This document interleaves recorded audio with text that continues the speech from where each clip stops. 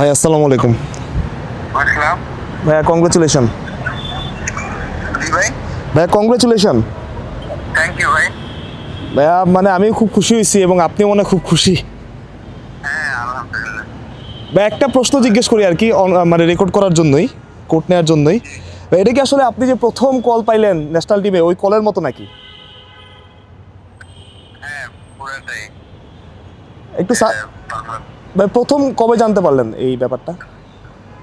এই যে আপনারা এক ঘন্টা আগে সবাই জি। ভাল লাগতেছে না ভাই? আলহামদুলিল্লাহ ভাই। থ্যাংক ইউ সো মাচ ভাই, থ্যাংক ইউ সো মাচ ভাই, কষ্ট ডিস্টার্ব করলাম ভাই, অনেক ওয়েটিংয়ের পর পাইছি ফোন আপনার। না থ্যাংক ইউ ভাই।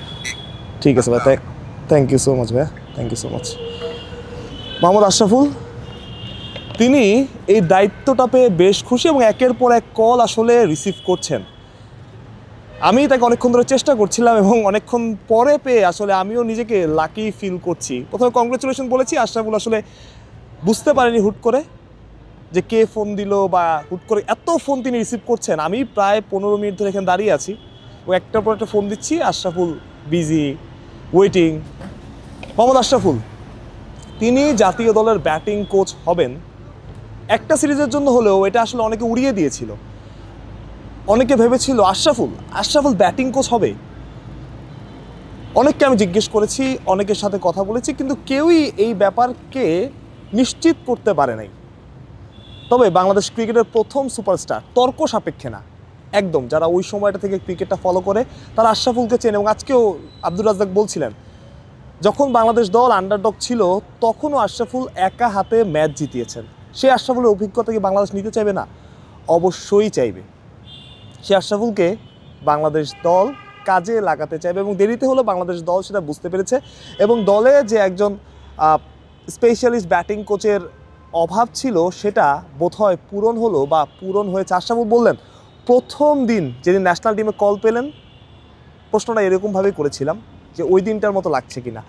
আশরাফুল বললেন হ্যাঁ ওই দিনটার মতো লাগছে, এবং মাত্রই তিনি গণমাধ্যমের মারফত খবর পেয়েছেন যে তিনি ন্যাশনাল টিমের ব্যাটিং কোচ হচ্ছেন। এটা আসলে অনেক বড় ব্যাপার। একটা সময় মানুষের স্বপ্ন থাকে, ক্রিকেটারদের বিশেষ করে জাতীয় দলের জার্সি গায়ে জড়াবে, যখন তিনি ক্রিকেট ছেড়ে যারা কোচিংয়ে আসেন তাদের স্বপ্ন হয় জাতীয় দলের কোচ হবেন। আশরাফুলেরও সেই স্বপ্ন ছিল এবং তার সেই স্বপ্ন পূরণ হয়েছে। তিনি একটা সিরিজের জন্য হলো, আশা করি সেটা দীর্ঘায়িত হবে এবং আশরাফুল সফল হবেন।